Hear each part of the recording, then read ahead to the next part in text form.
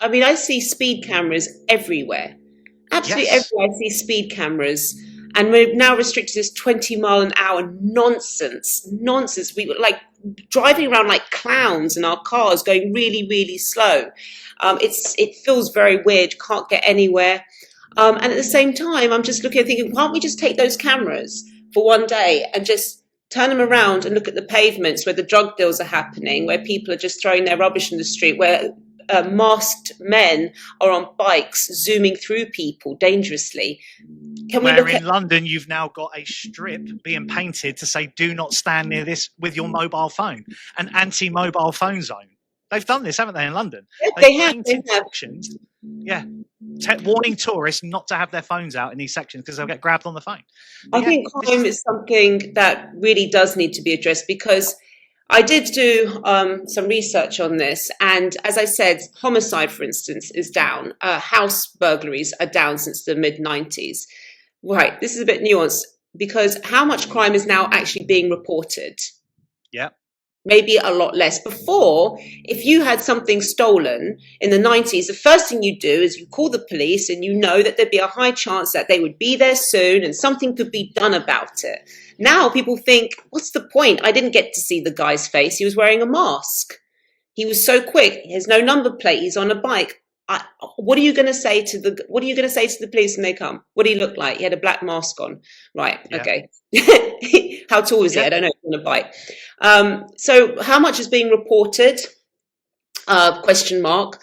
But I, as a woman living in London, feel more scared than I did before. And that's very important. That's very important. I've experienced a couple of things recently. I'm doing a speech for a London branch of Reform. I'm actually their campaign manager. I'm doing my first speech there to talk about the area that I live in and how I've seen it change in the last 6 years.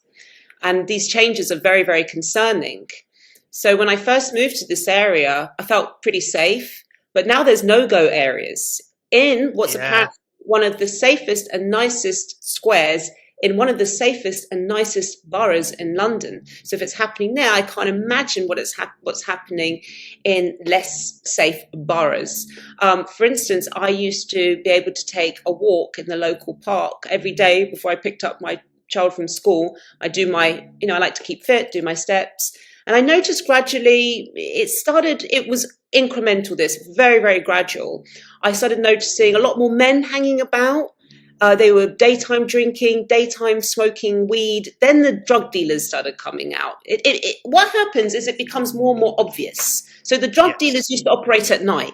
Everyone's asleep. They used to you sometimes catch them, but now they just do it broad daylight. You can see them there just doing a drug deal because they're untouchable. They know they're untouchable. If you And call it up, kind of coincides with where you started this is kind of that lack of police presence. You don't have your local police. Like going back to saying you reporting crimes, I remember you used to have a local 01638 number, like a 71 number for my area that you could phone the police desk. Like you could phone your local town police headquarters. Like you didn't have to do 999 or anything like this. You phoned the actual police yeah, community yeah. room.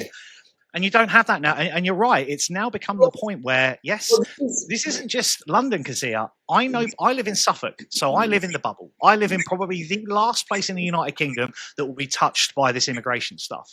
But going back to what you said, yes, London's become a very unsafe place for people to walk around, Well, especially for a women. woman, this is what I wanted Yeah. if I can just carry on a little bit, because this is, it's a really important point, really important, because what I'm trying to show you is this is broad daylight crime. And we're not used to that. That used to be nighttime. Crime used to be mainly at nighttime. It's not anymore. So it's people like me that are walking around a park in the daytime where you expect to be safe. So as I said, there was drug deals going on. I sort of didn't pay attention. I thought, well, it's not coming to me. That's their lane, this is my lane kind of thing. But then I noticed the men walking around were coming up to me and trying to talk to me. And then eventually I had one guy threaten to kill me because he thought I was a member of a rival gang. He was clearly on drugs, probably a schizophrenic.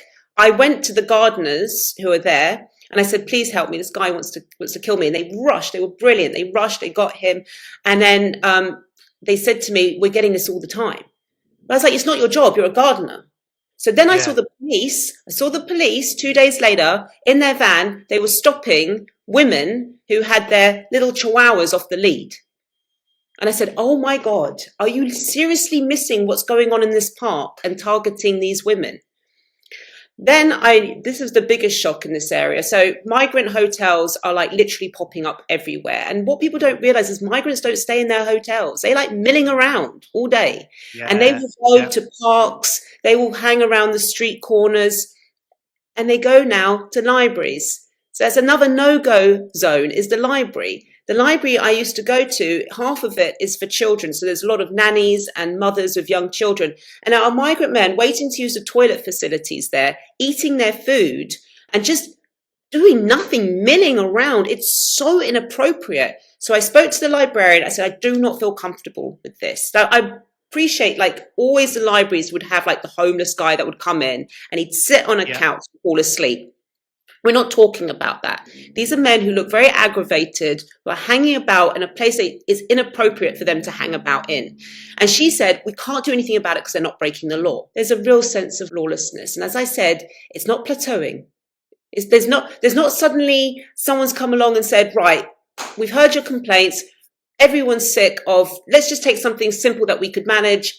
We're sick of all these men in masks on bicycles, on the pavements, driving really fast through people. So we're going to now have these people in place. We're going to stop them. And, you know, you could see something happening. Nothing's getting done.